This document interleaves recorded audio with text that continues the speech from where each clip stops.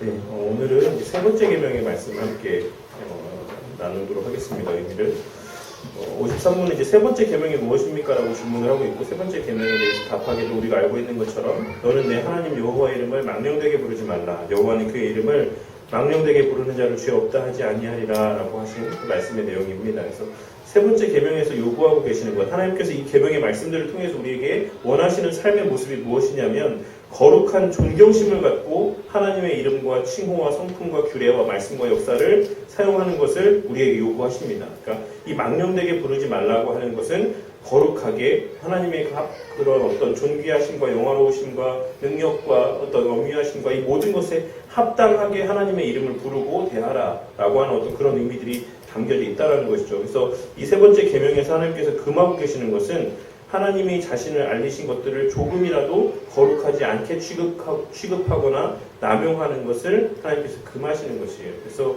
하나님께서 주신 것들 가운데 그것을 잘못된 방법으로 사용하지 말라는 것이죠. 합당한 목적에 맞게끔 사용하라고 말씀하고 계시는 것입니다. 그래서 세 번째 계명을 주시는 이유는 이 계명을 어기는 자들이 비록 사람의 심판은 피할 수가 있어도 우리 주 하나님의 공의로운 심판은 피할 수가 없기 때문이다 라고 말씀하고 있어요. 그러니까 이것이 뒤에도 말씀을 드리겠지만 이 부분에 대한 것은 사실 이 내적인 부분에 대한 것을 말씀하고 있는 것이에요. 심적인 부분.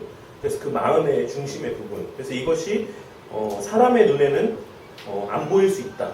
하지만 하나님께서는 보시니까 이 계명의 말씀의 의미를 꼭 기억하고 명심하고 살아가라. 사람들 눈에만 그렇게 보이지 않는다라고 해서 너가 이 계명을 잘 지키고 있다고 하나님은 그렇게 보시지 않는다라는 것이 마지막으로 56문 가운데 부연적으로 덧붙여져 있다는 것입니다. 그래서 1계명, 2계명, 3계명, 4계명 즉 하나님과 관계된 4개의 계명은 첫 번째 계명은 우리가 누구를 사랑해야 될 것인가?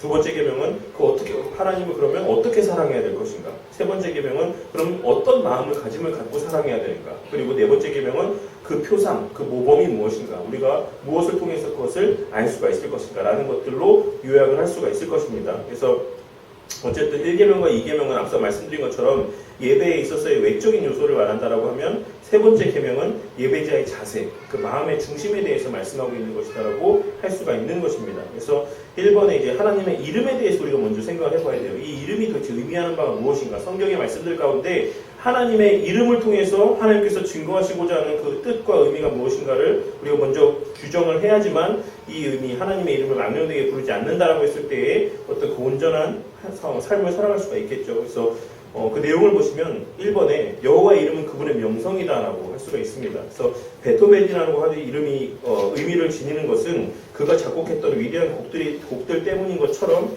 하나님의 이름이 의미를 지니는 것은 그분의 창조와 섭리의 사역 때문이다. 즉 우리가 하나님의 명성을 알 때까지는 실제로 하나님의 이름을 알지 못한다. 이것은 세상 중에서 내게 주신 사람들에게 내가 아버지의 이름을 나타내었나이다라고 하신 예수님의 마지막 기도의 내용들 가운데 담겨져 있는 그 말씀의 의미라고 할 수가 있어요. 예수님께서 죽은 자를 살리시고 그 모든 이적들을 행하시고 이런 것들을 통해서 하나님의 능력을 사람들 가운데 드러냈다는 것이에요. 그 예수님께서 하나님으로서 나타내신 그 모든 이적들과 능력들과 온전하심과 선하심과 긍휼하심과 자비와 사랑과 이 모든 행위가 결국에 하나님의 이름을 나타냈다는 것이죠. 그러니까 베토벤이라는 사람이 작곡했던 그 수많은 교향곡이라든지 이런 것들을 통해서 그 사람의 명성이라는 것이 정말 베토벤이라는 사람이 뛰어난 사람이구나, 정말 엄청난 작곡가구나라는 것들이 사람들 앞에 인식되어지는 것처럼 예수님이 몸소 나타내 보이신 그 사람들 앞에서의 가시적으로 표출되어진 그 모든 놀라운 하나님의 속성에 대한 모습들로 말미암아서 예수님께서 제가 이 공생의 기간 동안 아버지의 이름을 나타냈습니다라고 그 삶을 마치기 전에 잡히시기 바로 전에 이 기도를 하나님 앞에 올려드리신 것이죠. 그러니까 그 의미가 바로 그런 맥락에서의 제가 사람들 앞에서 아버지의 이름을 나타냈습니다라고 하는 그 말씀의 의미가 그런 맥락에서의 말씀이다라는 사실을 우리가 이해를 하면 되겠습니다. 그래서 이것으로부터 우리는 하나님의 이름이 실제로 하나님의 존재 방식에 일치하게 하나님을 드러내는 것을 포함한다는 것을 직시하게 된다. 성경은 하나님께서 존재하시는 그대로의 하나님을 보여줍니다. 우리는 성경에 기록된 내용들을 통해서 하나님의 사역을 배운다. 이는 우리가 존재하시는 그대로의 하나님을 교육받고 그 이후에 그분의 이름을 부를 때 비로소 이 계명이 우리를 교훈하고자 하는 것을 이해하기 시작하는 것이다. 이게 무슨 말이냐면, 그러니까 성경에서 말씀하는 대로 하나님이 어떤 분이신지를 알고 하나님 앞에 기도해야, 알고 하나님께 의지해야 우리가 온전히 망령되기가 아니라 온전히 하나님께서 받으실 만한 거룩하신 대로 그렇게 우리가 하나님을 대한다는 것이에요. 그러니까 우리가 일상적으로 살아가면서 그런 말들도 하게 되는 경우들이나 뭐 듣게 되는 경우들이 있죠. 뭐 좀 화가 나, 좋은 경우에 쓰는 말은 아닌데 네가 나를 어떻게 보고 나한테 이런 얘기들을 하게 될 때가 있잖아요. 막 기분이 엄청나게 상하는 말들을 들을 때. 그러니까 이런 것들. 그러니까 우리가 하나님한테 그냥 아버지니까 물론 우리가 신앙이 연약할 때 어릴 때 우리 애기들이야 뭐 부모한테 뭔 말을 해도 행동을 해도 다 하나님 받아주시죠. 애기니까. 근데 우리가 신앙이 장성하고 점점 좀 자라고 성인이 되었음에도 불구하고 어린 아이 때와 같이 뭐 부모님하고 막 반말하고 막 함부로 이야기하고 뭐 정말 이런 것들을 행하는 모습들을 보일 때에 그것이 합당치 않다라는 것이에요. 그 나이에 맞는 상황에 맞는 우리가 또한 하나님 앞에 나타내 보여야 되는 자식된 도리로서의 모습들이 있다라는 것이죠. 그럴 때에 그것을 하나님께서 말씀을 통해 우리에게 계시해 주시고 가르쳐 주시는 것이에요. 그렇게 정말 너희들이 어렸을 때는 이런 모습이었고 또 점점 자라면서 너희들도 이렇게 또 살아가야지만 되고 또 내가 너에게 어떤 존재인지에 대해서는 이렇게 바르게 알아야 된다는 것들이 점점점 우리의 그 지식의 분량이 넘쳐갈수록 그게 신앙이 성숙해져 가는 것입니다. 그래서 우리가 해야 될 말과 하지 말아야 될 말, 하나님 앞에 고해야 될 것과 고해하지 말아야 될 것,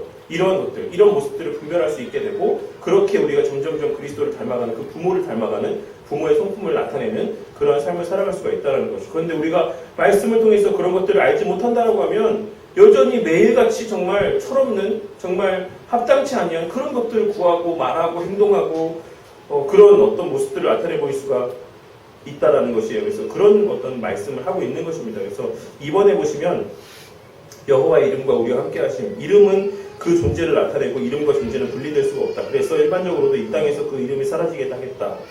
이런 거는 뭐 약간 무협 영화에서 많이 나오는 대사긴 한데 내가 네 이름을 오늘 다 지워버리겠다, 없어져 버리겠다 이런 얘기들 하죠. 막 그런 어떤 막 액션 영화 막 이런 데서. 근데 그런 의미는 그 이름 자체를 그냥 뭐 지우겠다라가 아니라 그 존재 자체가 회자되지 못하도록 내가 네 존재 자체를 내가 이 세상에서 없이 하겠다, 이런 어떤 맥락으로서의 말이라고 할 수가 있는 것이에요. 그렇기 때문에 이 예수님의 이름, 하나님의 이름, 여호와의 이름이 우리와 함께 하신다는 것은 단지 어떤 그 이름 자체를 이야기하는 거, 의미하는 것이 아니라 그 존재 자체를 의미하는 것이다라고 할 수가 있는 것입니다. 그래서 우리가 세례를 줄 때 성부와 성자와 성령의 이름으로 세례를 베푼다라고 하는 것의 의미라는 것은 그 성부와 성자와 성령 하나님의 존재하심과 그 능력과 그 어미하심과 무한하심과 사랑과 어떤 그 모든 속성을 보증으로 해서 내가 너에게 세례를 준다라고 하는 어떤 그런 그 존재로 말미암아서 세례를 준다라고 하는 그런 의미가 담겨져 있다라는 것입니다. 그러니까 이름으로 말미암아 준다라는 것은. 그래서 잠언을 보면 여호와의 이름은 견고한 망대다,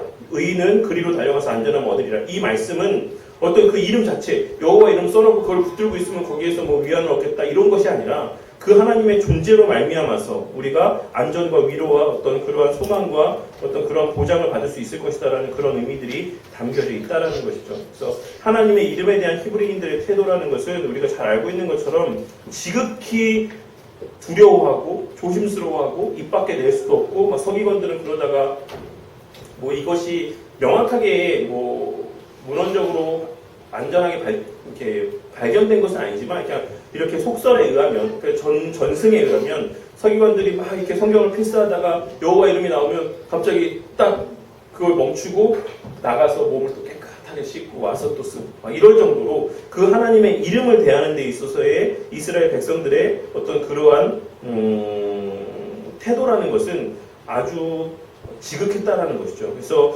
그들은 하나님의 이름도 신성하게 생각하고 두려워할 까닭에 하쉔이로 대치하고 하샤마임이라는 복수 명사로 표시를 했다는 것이죠. 그래서 하나님의 나라라는 말을 쓰기보다는 하늘나라라는 말로 그 하나님이라는 표현을 사용하지 않고 대치를 하는 어떤 그런 모습들을 나타내 보였다는 것입니다. 그래서 마태가 원래 복음서를 쓸 때에 히브리 사람을 향해 쓴 까닭에 히브리 사람들의 관례와 감정을 생각하고 자기 자신도 또한 가지고 있는 그러한 감정과 관점에서 하나님이라는 나라를 그런 표현들을 사용을 하지 않고 하늘나라, 그래서 천국이라는 표현을 쓴 거예요.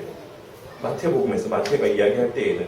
근데 이제 다른 복음서를 보면은 하나님 나라라는 말들을 누가라든지 또 이렇게 병행구절에서는 하나님 나라라는 표현을 그냥 사용을 한 것입니다. 그러니까 이것이 유대인들에게는 어떤 그와 같은 인식들이 있었기 때문에 이와 같이 하나님이라는 표현을 사용하기가 좀 그들에게 꺼려졌고, 그렇기 때문에 하나님이 이렇게 하늘나라는 천국이라는 표현을 사용했다는 사실을 우리가 보면서 그들이 얼마나 하나님이라는 그 이름 자체에 대한 어떤 경외함을 갖고 있었는지를 우리가 또 한번 생각해 볼 필요가 있다는 것입니다. 그리고 또 이제 이번에 보시면 이제 하나님 이름이 그 같은 존재와 속성과 능력과 하나님의 어떤 그런 존재 자체를 의미한다라고 한다면 이제 망령되이 일컫지 말라라는 의미가 무엇인가를 한번 생각해 보자면 크게 이제 세 가지 의미가 담겨져 있어요. 헛되게, 거짓되게, 가볍게라는 의미가 담겨져 있고 4번에 보시면 아시겠지만 사실 어떤 하나로 이 의미를 규정하기보다는 이 헛되고 거짓되고 가볍게라는 의미들이 복합적으로 어울려져 있는 그렇게 담겨져 있는 그런 의미가 이 망령되다라는 의미 가운데 담겨져 있는 의미라고 할 수가 있는 것입니다. 그래서 헛되게라는 것은 이제 의미 없이라는 것이죠. 그러니까 부질없이 그렇게 하나님의 이름 이런 것들을 사용하고 거짓되게라는 것은 실제로는 그렇게 생각하지 않으면서 그렇게 생각하는 척 이렇게 이야기하는 것. 그리고 가볍게라는 것은 그냥 막 농담할 때라든지 막 그렇게 막 사용하는 것 이런 것들이 다 망령되다라는 표현 가운데 이제 포함이 된다라고 할 수가 있어요. 근데 이제 우리가 이것을 가장 주된 것으로는 예배에 적용을 하는 것이기 때문에 그것을 예배에 적용을 해서 이 의미들을 생각을 해보자면 그냥 아무런 가치 없이 예배를 드리는 것이죠. 그러니까는 뭐 그 예배의 자리 가운데 주어져 있는 하나님의 어떤 은혜와 특권과 이런 것들, 하나님의 임재와 이런 것들을 인식도 하지 못한 채 그냥 형식적으로 주일이니까 예배를 드려야 되니까 거기에 와서 앉아 있는 것들, 헛된 발걸음입니다.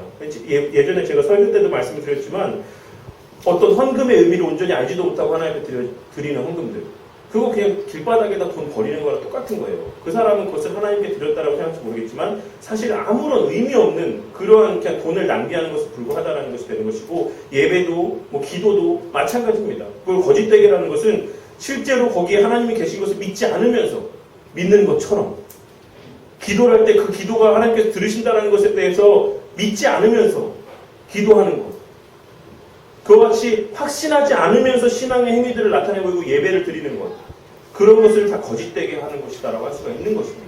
그리고 가볍게, 우리가 이거는 제가 주로 얘기를 많이 하는데 이제 뭐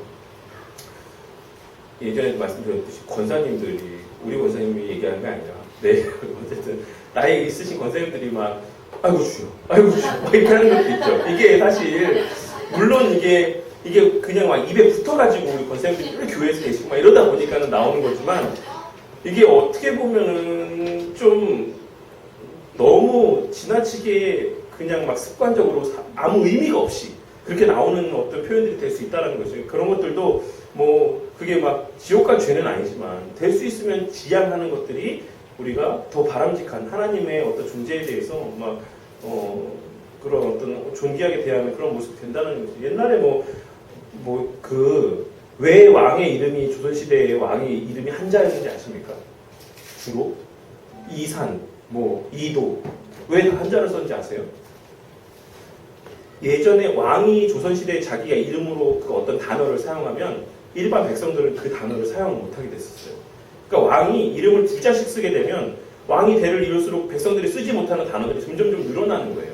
그래서 그런 불편들을 덜어주기 위해 왕들은 이름을 한자로 한 거예요. 외자로. 아셨습니까?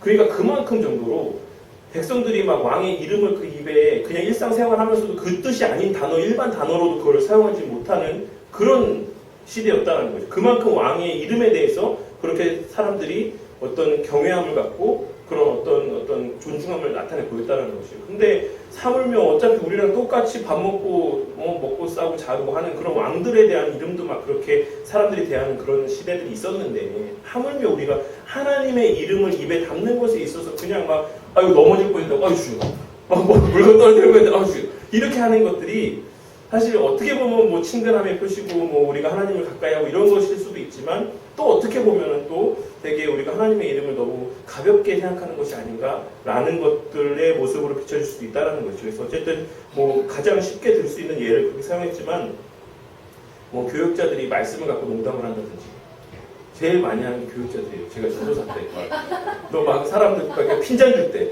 말씀에 이렇게 하나 하지 않았냐 막 이렇게 하면서 막 말씀을 밑에서 서로 농담하고 그게 그 당시에는 저도 잘 모르니까 막 그냥 재미있고 우스갯거리로 우리끼리 하는 그런 농담거리를 했지만 사실 하나님의 말씀이 우리의 농담거리, 가십거리가 될 수 있는 그런 말씀들이 아니다라는 거죠. 그러니까 그런 것, 우리가 믿는 자들이기 때문에 또한 범할 수 있는 하나의 여러 가지 잘못들, 그러한 것들이 이 가볍게 하나님의 말씀, 하나님의 존재하심 이런 것들을 대하는 그런 모습으로 표출되어질 수 있다는 것이고, 크고 엄밀하게 보자면 이 망령되이 일컫지 말라라고 하는 어떤 계명의 말씀들 가운데 저촉이 되는 행위가 될 수 있다는 사실을 우리가 또한 기억을 해야지만 되겠습니다. 그래서 일컫는다는 의미는 그러니까 본질적 원어적인 의미는 들어올린다는 의미예요. 그래서 든다라는 것은 단순히 드는 것이 아니라 소리를 내서, 그러니까 거명하다, 발선한다, 발언한다 이런 의미가 담겨져 있는 표현입니다. 그래서 찬양할 때나 기도할 때, 그리고 대화를 할 때 하나님의 이름을 말하고 고명하는 것, 그러니까 우리가 기도할 때 주를 부르고 찬양할 때 주의 이름을 부르고 이런 것들을 의미한다라고 할 수가 있는 것이죠. 그래서 우리가 하나님의 이름을 갖고 망령되이 기도하지 말고 찬송도 그렇게 하지 말고 남하고 이야기할 때도 그렇게 하지 말라는 것이죠. 그러니까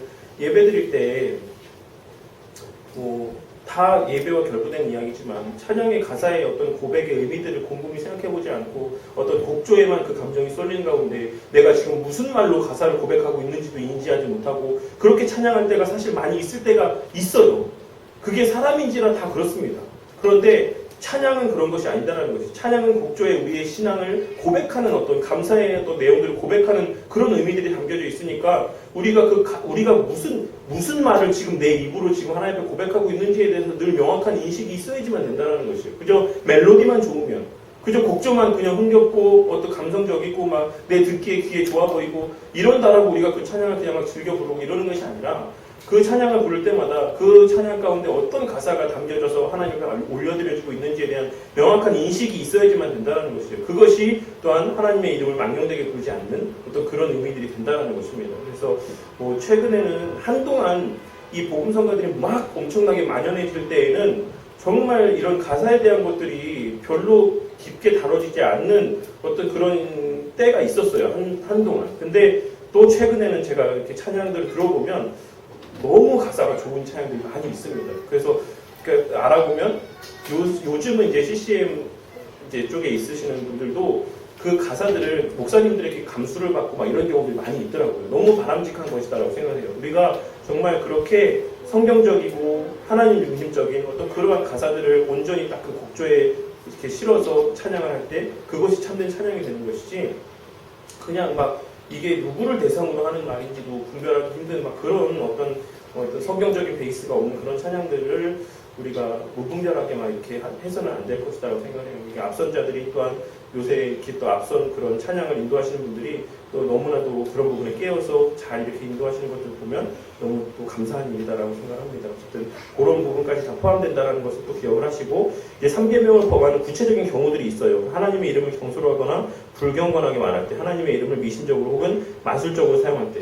마술적으로 사용하고 미신적으로 사용하고 이거 아시죠? 우리가 일반적으로 막 그냥 내가 열심히만 기도하면 하나님 다 들어주실 것이다라고 생각하는 막 그런 기도를 하는 부분들, 그러니까 하나님의 뜻을 구하기라기보다는 내가 뜻을 정해놓고 그 뜻을 이루기 위한 수단으로서 기도를 하고 예배를 드리고 신앙의 삶을 살아가는 것들, 이런 것들은 사실 하나님의 이름을 미신적으로 마술적으로 사용하는 것과 다를 바가 없어요. 그러니까 무당 찾아가서 막 수천만 원 들여서 구판을 벌이는 이유가 뭡니까? 내가 원하는 하나의 바가 있고 그걸 이루기 위해서의 어떤 수단들을 위해서 그 구판을 벌이는 거죠. 그러니까 사실 그와 같은 것이 아니라 우리가 기도하는 이유는 늘 말씀드리지만 하나님의 정하신 뜻 가운데 우리의 뜻이 합치되기 위해서, 하나님의 정하신 뜻이 무엇인지를 분별할 수 있기 위해서 우리가 기도하는 것입니다. 그리고 우리가 하나님 말씀을 붙들고 기도할 때에 그 하나님의 말씀에 합당하게 우리의 마음이 그렇게 끌려져 가요.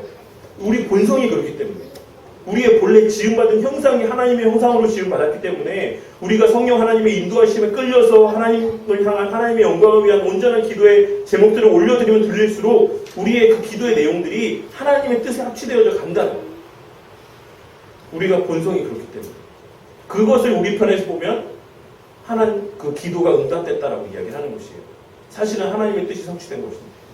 이 관계들을 우리가 기억을 해야지 마치 하나님을 내가 이용할 수 있는 존재인 것처럼, 내가 부릴 수 있는 존재인 것처럼 그렇게 생각하면서 기도라는 수단을 그렇게 오용하고 남용해서는 안 된다는 것입니다. 그래서 사도행전 19장 11절에 17절에 보시면 재미있는 기사가 하나 등장을 하고 있죠. 하나님 바울의 손으로 희한한 등을 행하게 하시니 심지어 사람들이 바울의 몸에서 손수건이나 앞치마를 가져다가 병든 사람이 얹으면 그 병이 떠나고 악귀도 나가더라. 이에 돌아다니며 마술하는 어떤 유대인이 시험적으로 악귀 들린 자에게 대하여 예수 이름으로 불러 말하되 내가 바울이 전파하는 예수를 빙자하여 너희를 명하노라 하더라. 유대의 한 제사장 스게와 7 아들도 이 일을 행하더니 악귀가 대답하여 그러되 예수도 내가 알고 바울도 내가 알거니와 너희는 누구냐라고 이야기하면서 오히려 그 사람에게 뛰어올라 막 난리를 부렸다. 이런 기사들이 기록이 되어 있는 것이죠. 그러니까는 우리가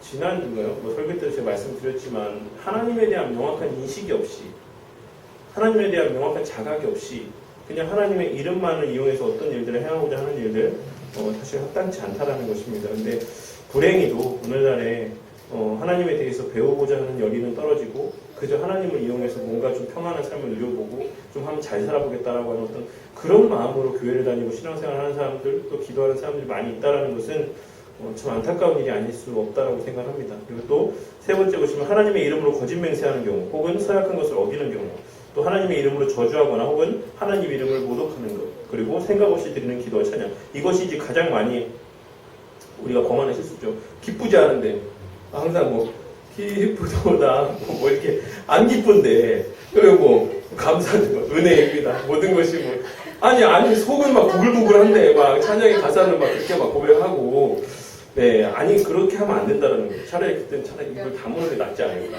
저는 그렇게 생각합니다. 어쨌든 그렇게 생각 없이 드리는 기도나 찬양하는 것들도 우리가 합당치 않다. 그리고 개인적인 생각이나 소원은 하나님의 뜻이라고 하는 경우 이거 제일 많이 병하는 경우가 누구라 했습니까? 우리 젊은 친구들 우리 배우자에 대해서 이야기할 때 제가 기도해보니까 너 배우자 아닌 것 같아.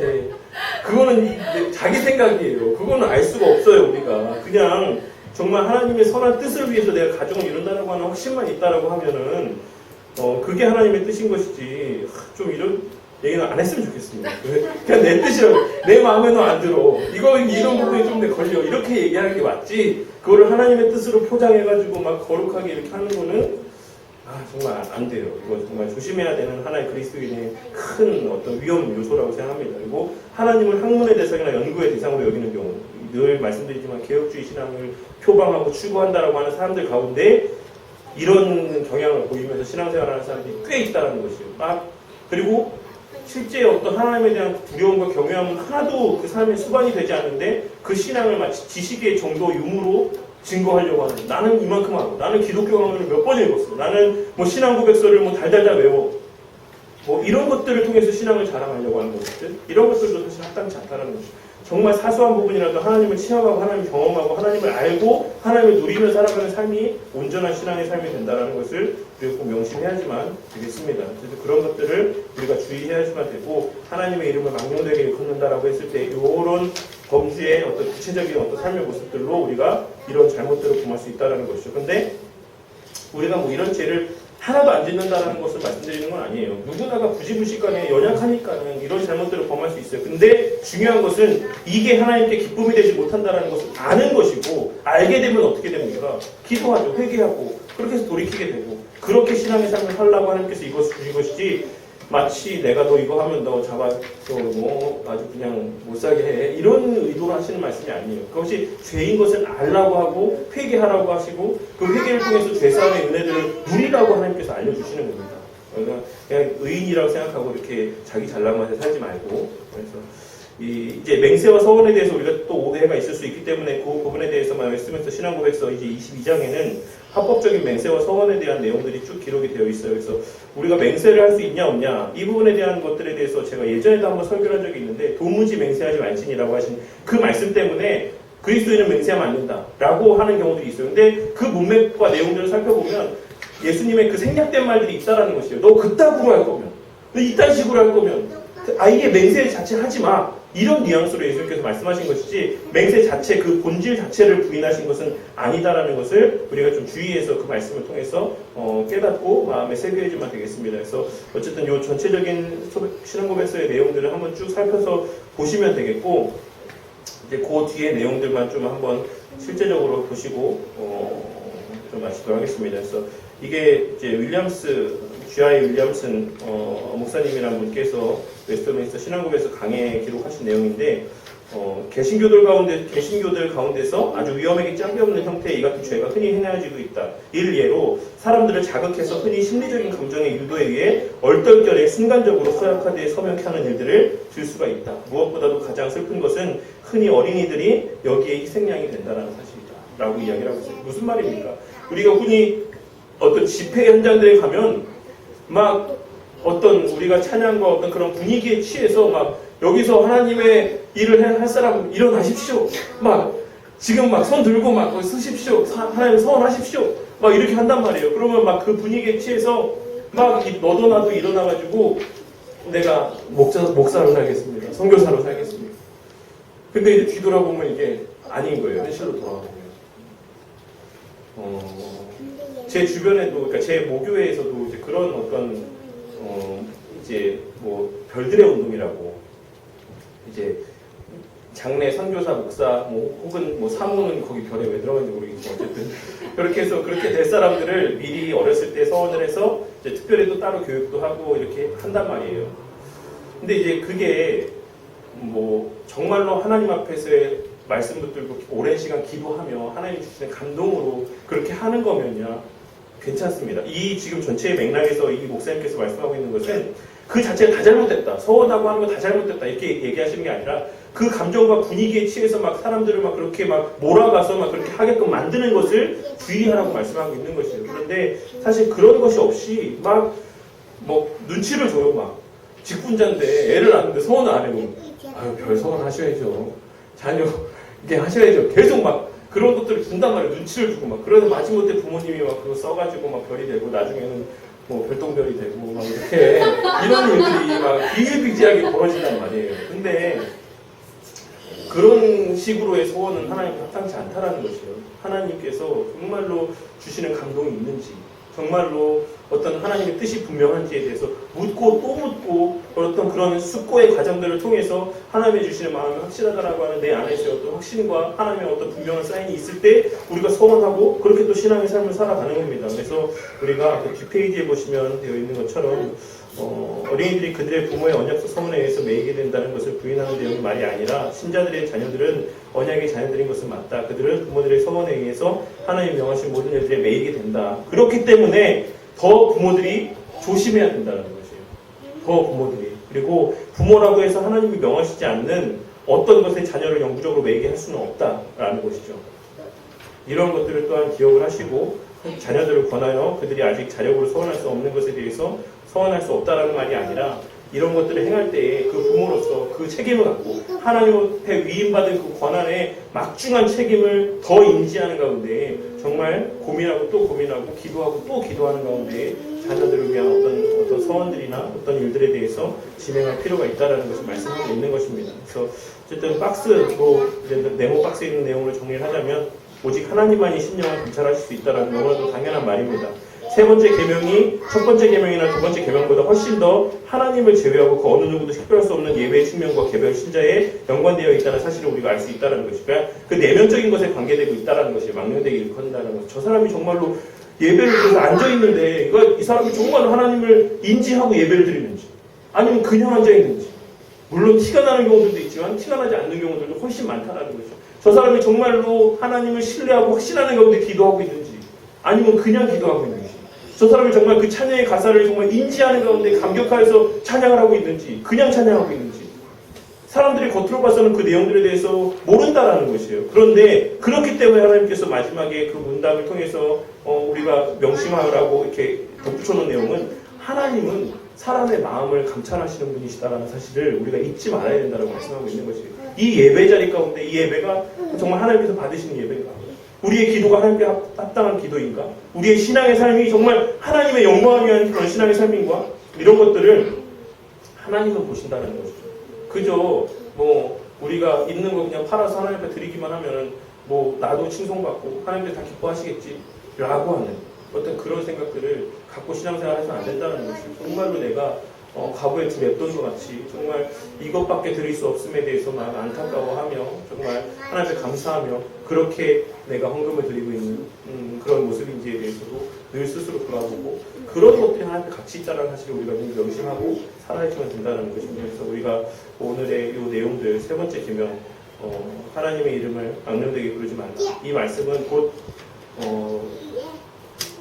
아주 좁게 소극적으로는 우리 이 예배의 공간 안에서의 우리의 어떤 예배의 모습을 말씀하고 있는 것이고 더 넓은 이 광의적인 의미에서는 우리의 전생의 신앙의 삶 가운데 그런 삶의 어떤 예배로서의 어떤 전 삶의 부분에 있어서 정말 우리가 진심으로 하나님을 인지하고 자각하고 또 하나님을 높이고 두려워하고 경외하고 또 사랑하고 그런 마음으로 신앙의 삶을 살아가는가 라는 것에 대해서 묻고 있는 또 요구하고 있는 계명의 말씀이다라는 사실을 기억하고 이 계명의 말씀대로 우리가 하나님을 하나님답게 또 하나님을 하나님으로 여기며 또 그렇게 살아갈 수 있는 하나님께 기쁨이 되고 또 하나님을 즐거워하는 살 수 있게 되는 그러한 우리 하나님의 성도님들이 되시기를 바라겠습니다.